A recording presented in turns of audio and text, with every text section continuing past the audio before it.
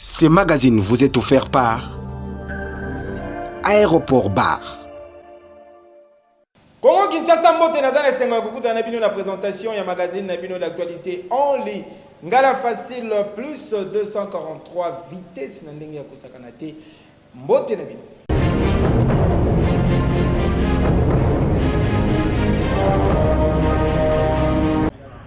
Na souci ya kosala évaluation ya processus de PP ya pacification ya partie est ya République démocratique du Congo, théâtre ya affrontement entre armées congolaises pe ba rebelle M23 soutenu na Rwanda ya Paul Kagame, ndemo mokonzi ya mboka son excellence Félix Antoine Tshisekedi Tshilombo akitaki na Luanda na Angola lobi eleki pona kosolola na homologue na ye ya Angola Joao Lourenço oyo azali médiateur désigné na Union africaine pe na organisation ya Nations Unies pour la résolution ya crise sécuritaire na est ya République démocratique du Congo. Après accueil digne Yaran na aéroport, son excellence Félix Antoine Tshisekedi Tshilombo akitaki na palais présidentiel et sika wapi les deux personnalités basolola qui en tête à tête durant près de 2 heures. Et sengeli boye baki na démarche na ye ya koluka solution ya kimia pe ya ko faire respecter cesser les faits oyo ba imposaki na ba rebelle M23. Président Lourenço a sollicité qui parlement ya mboka na ye pour na ko voter résolution moko oyo ko accorder déploiement ya 500 militaires angolais na est ya République démocratique du Congo. Koya ya Fachi Beton lobi eleki na Angola ezali ko intervenir na approche moko informative na objectif ya kozwa ba détails opérationnels nyonso ya ba soldats angolais oyo bakokita na est ya République démocratique du Congo. Vous savez que non seulement le processus de désengagement, de cesser le feu qui a été décidé par l'Union africaine, accepté aussi par la communauté internationale, est en souffrance. En fait, l'Angola a un mandat renforcé de faire en sorte que les plans de paix Luanda-Nairobi, auxquels j'ai fait allusion, soient effectivement exécutés par les M23. Et donc, le Parlement angolais a avalisé cette initiative forte. Et certainement que les chefs d'État devaient en parler. Et je suis très certain qu'en tant que médiateur, le président Lourenço a le même type de contact avec d'autres chefs d'État concernés. Esengeli boye balisusu ki na ngonga oyo le deux chefs d'État bazalaki kosolola sango ekomelaki bango ke ba rebelle M23 bazali ko se retirer na plusieurs localités na est ya mboka pe véritable accalmie ezali observé na terrain. Tala en quelques heures oyo alekisaki na Luanda ekokaki pona garant ya institution pe commandant suprême ya ba forces armées République démocratique du Congo pe la police nationale congolaise pona koyeba ba disposition nyonso oyo ezwami na parlement angolais. Preuve monene oyo ezali ko témoigner détermination ya elombe mobali oyo Félix Antoine Tshisekedi Tshilombo pona kozongisa kimia ya libela na est ya République démocratique du Congo eloko ezali souci ya congolais nyonso bisika azwami pe na mokili mobimba boyinde ezalaka Fachibe kozongisi déjà na bandako béton eokani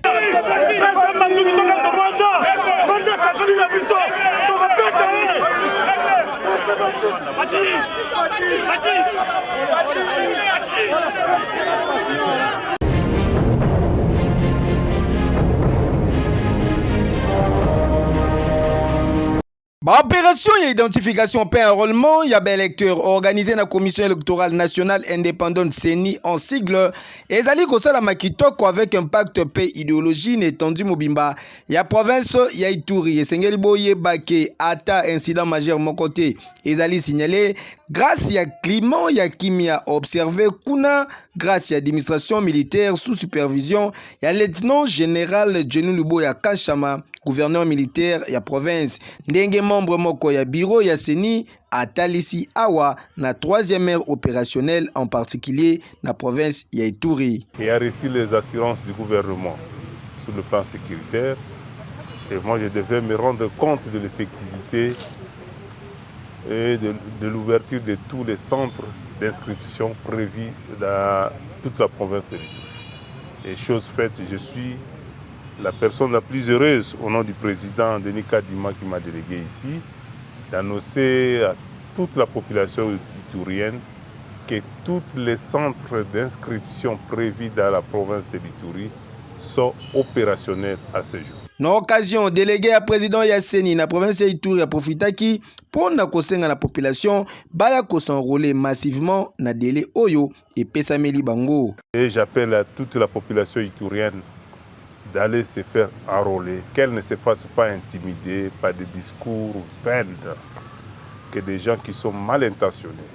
Donc je demanderai même, je solliciterai au niveau de l'exécutif, secrétariat exécutif national qui est en Ituri pour prendre une mesure que même le lundi, qui est une journée réservée à des tâches administratives, que les gens continuent à s'enrôler. Et Sengali Boyeba, que province Ituri a enrôlé déjà plus de 2 700 000 personnes en prévision il y a l'élection il y a décembre prochain. Yeah, Keyo!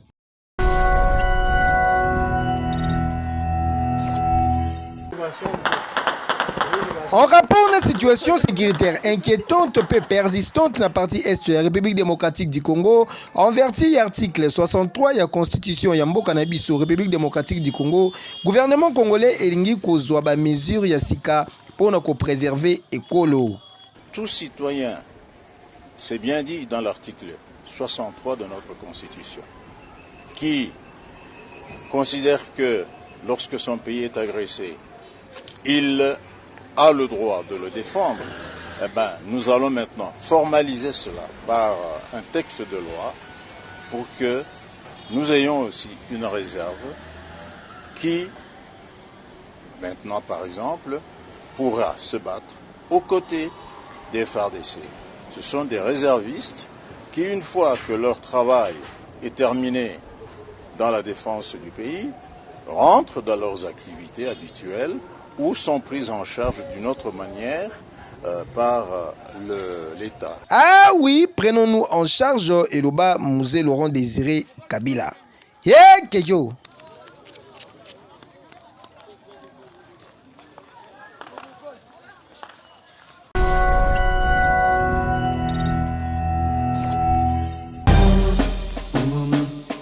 Mwana Congo Kinshasa yokelanga eloko oyo lelo formation ya qualité eza na kombo semoko Institut supérieur royal de techniques médicales ya Kinshasa ISERTEM en sigle. Jeune finaliste papa maman olingaka koyekola médecine occasion yango yepesameli bino boki mambangu na ISERTEM pour na formation ya solo avec ba personnel hautement qualifié pour awa ezalaka théorie kaka te kasi na ISERTEM pratique avec un bac pédologie. Boya et belé kosala ba inscription na bino na ba faculté lokola sciences, infirmière option hospitalière, technique de laboratoire, sage-femme accoucheuse. Bokanisi esili te ISERTEM azali kwasire esika ya kitoko pona ba stage na bino pe ba bongiseli bino bibliothèque moderne pona kotanga na ba condition neti kaka na mikili ya poto otangi au défendre pe osilisi formation na yo sans problème ba famille pe société ba sepeli alongi na ye. Pour notre inscription, ba porte ISERTEM etikali polele ko banda lundi kino vendredi de 7h à 17h, pe samedi de 7h à 14h. ISERTEM kin ezwami na numéro 4774 avenue Bobozo na Mandrandel na Kingabwa, commune ya limité référence rond-point TP. Tala tolo balisusu nini batindi kakangomba te ISERTEM mbatambuta ya ba institut supérieur ya ba technique médicale epe sazuwa te Keyo. Oui.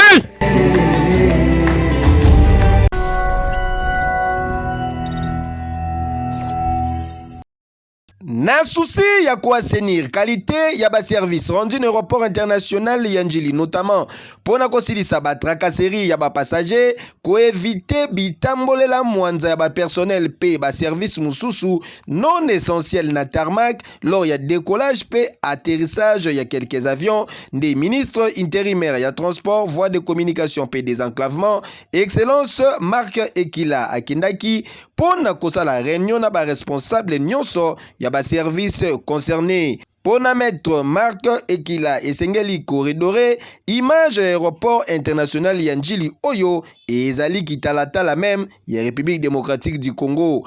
En bon père de famille, ministre AI ya transport asengaki na ba responsable ya ba service nyonso ba s'impliquer davantage car négligence nyonso Oyo ekomonana ekotikala jamais impuni. L'idée ici, ce n'est pas de distribuer des cartes rouges, ce n'est pas ça l'idée. L'idée, c'est de nous conscientiser. L'idée, c'est de nous dire que nous sommes à l'aéroport et l'aéroport, c'est la première image du pays. Tour à tour, différents intervenants proposent qui piste de solutions ya kocha en application na délai moko ya mukuse. C'est une visite de travail normale qui s'inscrit dans le cadre du programme de son Excellence, Monsieur le ministre des Transports et Voies de Communication. Son Excellence a été claire et des ordres ont été donnés aux différents services. Les faiblesses, c'est lié d'abord à l'envergure même de l'aérogare actuellement, qui ne répond plus aux normes par rapport à ce qui était prévu. Parmi les solutions envisagées, Sengeli Boyebake et Sengamaki Kaka garder service utile ou yezali habilité ya ko travailler dans l'aéroport local RVA, DGM, DGDA, P hygiène ya ba frontière. Et Sengeli Boyebali Susuke question ya ba infrastructure et ratagité entre autres ya construction ya aérogare ya Sika, aérogare moderne. Pona kosilisa ministre AI ya transport a visitaki installation ya météo aéronautique avant ya kokende kotala conditions techniques ya Airbus A320 ya Congo Airways, Airbus Musée Laurent Désiré Kabila oye utaki contrôle après 2 mois na mboka ya Tunisie. Boinde zalaka. Keyo.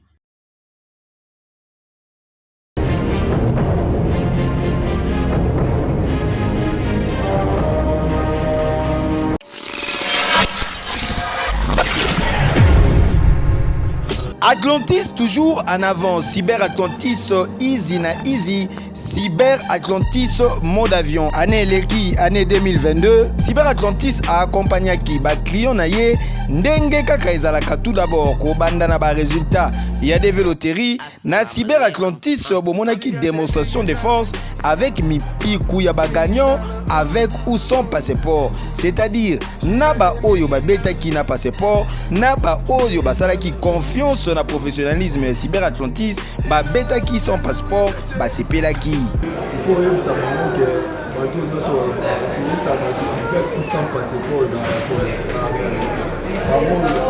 ba beta qui na billet sans passeport biso ko to loba te to lingi témoignage ba mo roba loba ma si na est-ce que beta qui devait l'opérer na passeport na beta sans passeport donc beta qui na billet et na papa Christian la beta il devait l'opérer na billet na bango mais tout est possible à l'Espère Atlantis. Atlantis easy na easy et dans la States Nassir bon monde donc c'est un peu ça avec ou sans passeport en Atlantis et les caca donc moni Atlantis c'est bango ko postuler ko beta avec ou sans passeport bon bandima été mais biso les lots ba témoin oculaire toi ba témoin vivant le beta qui sans passeport les gens aux États-Unis donc Atlantis easy na easy. Point fort mususu année 2022 ezalaki komona ndenge nini Cyber Atlantis grâce à savoir-faire na ye a obtenaki ba visa pour na ba gagnant ya période post-Covid entre 2019 et 2021. Aïe, bon vieux yo, match vidé, Tembe et Sili, bango yo, Papa Raoul, Carabilité, Caractère pour États-Unis, donc c'est absolument Joe Biden Mbote. Bonne année tout Awate, Atlantis toujours Nicolo. Atlantis toujours Nicolo, film la film ou Tembe Sili ya royo, et voilà la ya royo, merci beaucoup. Il y a un match des Atlantis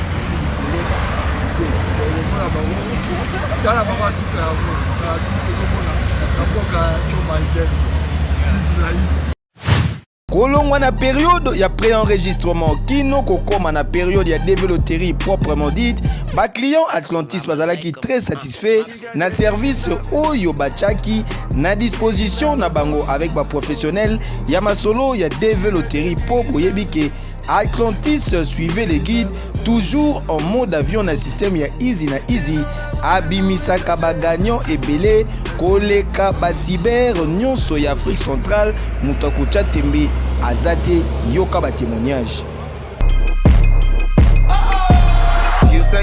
Ngai nauti na commune na Ngalema précisément na Malweka donc komi pompage au matin na Malweka nauti kuna nde na eti awa na 7e mairie parce que nazala cousine moko ya mwasi Farah dans les États-Unis abetaka awa epa na bino une fois katanga abeti pazo akei yango esenga bite grand frère kolala te kendeka kuna na Atlantis na 7e mairie okende kobeta saleza makasi tala semo msoza papa na ngai bana bakenda nini nasisa na boy papa epa na bino bana nga bakende ngai misaka ngai ngai bana nga moko te mokile.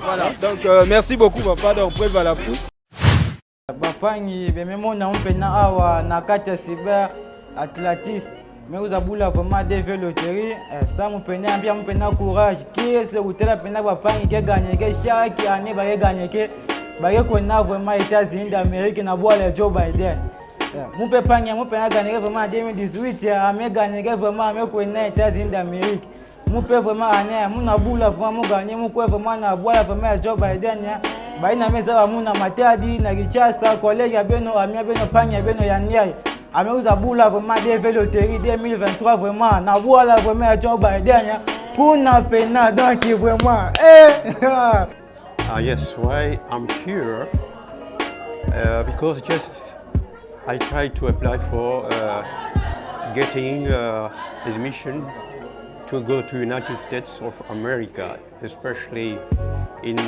California, where I have some friends who were here in my country, GRC, and I'm really journalist and teacher of languages, especially French and English. I am teaching over here. I have been also teaching in different schools in Kinshasa. So right now I want to go to United States where I can do more than here. Thank you for your question. Yes, of course. Why did I choose Atlantis? Because it looks to me to be a serious and a quiet place where I could apply for the United States. There are so many places, of course, but many people also are going over there. As it's downtown and nearby the post office, I decided to come here. And I was satisfied because when I came, there were no people inside. That's why. Antoka nga wanaza na agence ya Atlantis na kuna beta Devil Lottery. Ya beta Devil Lottery po na gagner na agence ya Atlantis po kuna batu baganya makasi. Antuka Atlantis za easy na easy. Kuna so beti antuka irataka na ngote kuna batu bazwaka kalike no 2023 nga naza na mboko ya Joe Biden na uganye kaka assurance. Merci.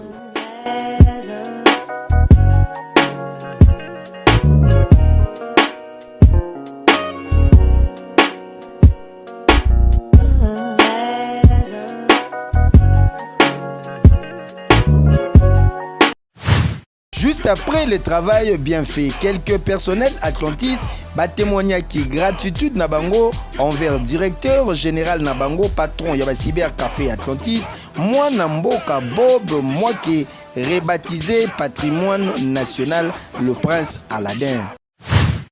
C'est mon aventure, ma bête qui développe mon cas Atlantis parce que ah ouais, na easy. Ah ouais, rataraté. Pour le chapeau, na DG à Bisso Bob c'était notre stratège pour aller lutter à zone parce que c'est toujours ma stratégie pour tomber l'Atlantis. Le DG Bob, c'est ça comme meilleur commune ya musala, sur le travail na caisse, ba photographe, infographe, ba opérateur, donc autre pour mettre dans tout ça. Et on te fait merci nous Zambia Pambola qui est liboso et nous on a musala na e famille pe liboso na mobimba. Je fais merci. On devait l'équipe très bien au début jusqu'à la fin. C'est là qui m'a l'amou, c'est là qui vraiment très bien et là nous sommes arrivés à la fin. Donc, nous remercions juste le Seigneur, ensuite notre DG, le DG Bob et toutes les équipes de l'Atlantis.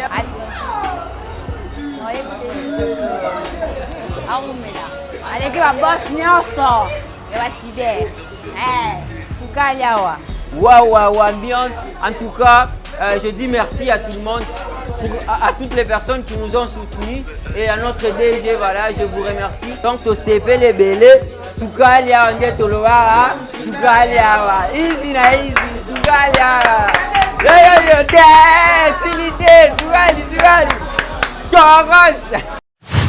C'est ainsi que Tokoki ko confirmé Elongo avec force que bilan y année 2022 na Cyber Atlantis ezalaki largement positif. Bonne nouvelle, na début, il y a moins demain, soit les 6 mai, publication, il y a des résultats, na ba Cyber Café Atlantis, Ezali Kobanda, Bokoki déjà collé à l'établissement Nyonso, il y a Atlantis SRL, pour na koye baba résultat na bino, Ezala Obungisa, accusé de réception na yo, Kobanga Tekar, na Cyber Atlantis, na système, il y a easy en mode avion toujours, et si à déverrouiller ma solo. Pour na ba oyo ba gagner, et c'est ngeli boye ba ke Cyber Atlantis, azali ko garantir bino prise en charge totale, c'est-à-dire ko banda na ba frais ba démarche nyonso en globalité na yango ezala po na ba gagnant singleton topé ba gagnant en famille. Après obtention ya visa, soki oza na incapacité ya kosomba billet Cyber Atlantis a kosombela yo billet et puis une fois aux États-Unis d'Amérique grâce à Cyber Atlantis okozwa esika ya kovanda po déjà DG Bob moi ke akenda kobongisa masolo kuna na États-Unis bino moko kaka ndenge bozali komona résidence ya boye ezali nde pona ba gagnant batu bakosala confiance na ba service Atlantis ti okozwa carte ya résidence mutuka ekozala wana pona kutambusa yo bakolakisa yo ville mobimba kino pe okozwa musala.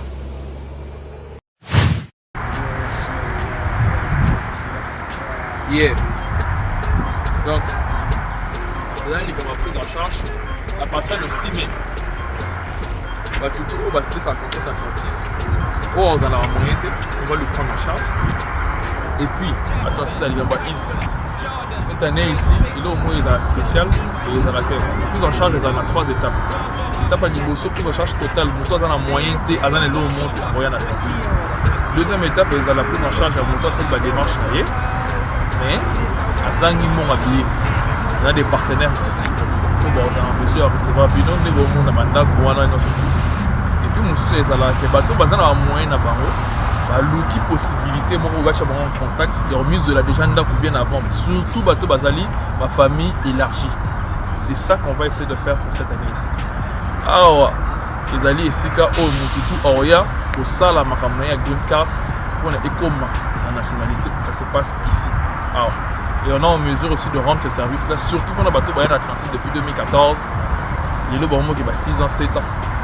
Jani Ngandou et compagnie, Gloire Famemba, tout le bazar la nationalité.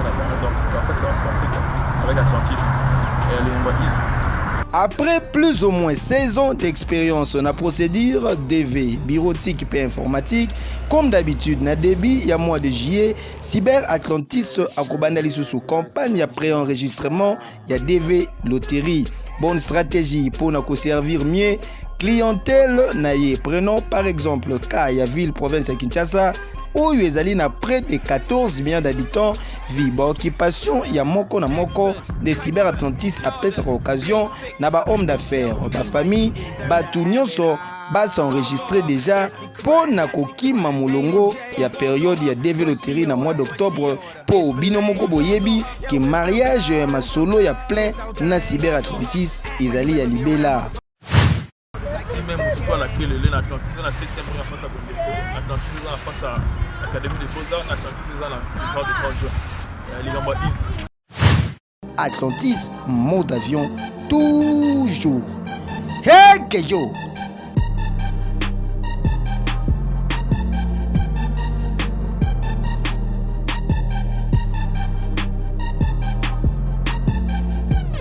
Assalamu alaikum. She got that $1 million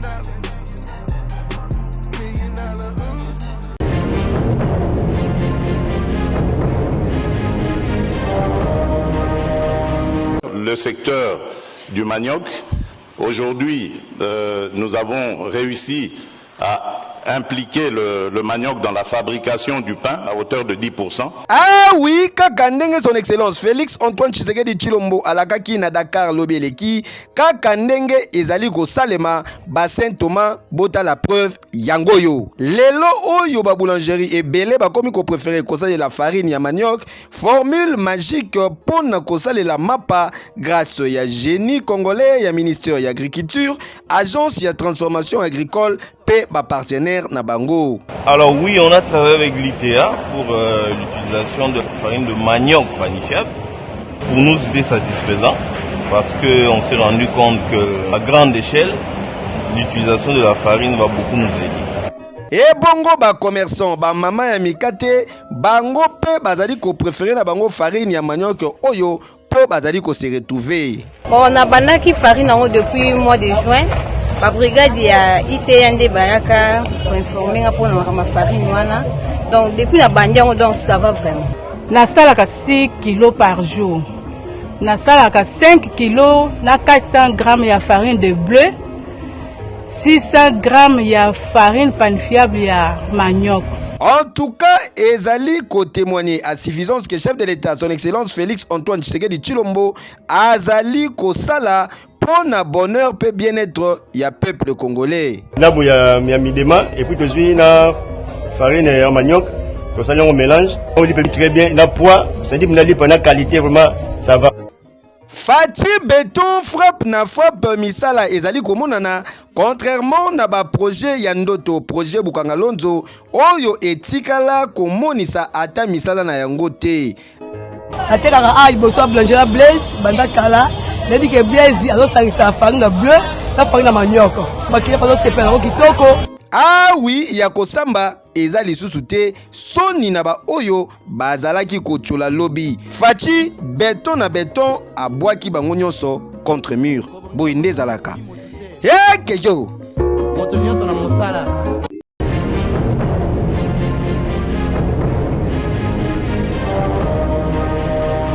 Bona bonne humeur en famille Boseka. Banduku ndana za lubakaka boy muyibi moko ya besekei. Ya muyibi wana akawiba besekei na kate tika basala besekei. Banduku basuda pe bazao ya patrie. Ya muyibi wana amemi siko besekei. Abandu yana ngwa bimina ngwa atabu akutaina baninga ne bamiyibi. Babenga di oh monsieur ya besekei yana azaya kaka.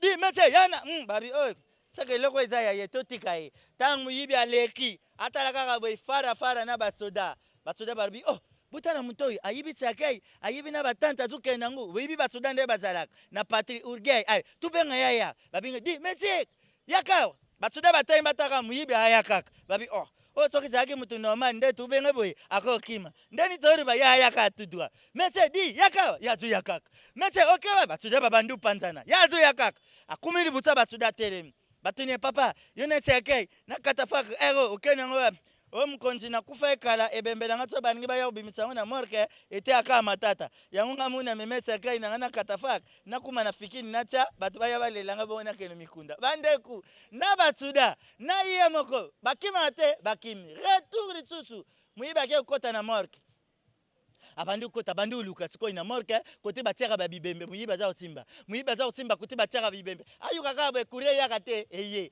mbala mako basoda bazo ate baye na ba dorter muyibi atara biso na tiki boye bakoko ya kubumanga alongole lamba atikali ndengi nzamba butaye aputi ebemba liboso aputi ebemba mimbare ya koti kule ebemba misato bandako etika muyibi alali etika ba dorter baye utelema muyibi ayukaka babing dorter tiens présent dorter hérité présent ebemba liboso ebemba mimbare na oya misato ewumi makasi na moke etenga bupasula bango bobe misaba mtiapa toke kunda bango muyibi tuka yoki ka batang ebemba liboso ebemba mimbare ebemba misatu ewumi na moke etenga bapasula bango bake kunda muyibi abukana te alamukika te docteur excusez bonga na ucho kufaka siko.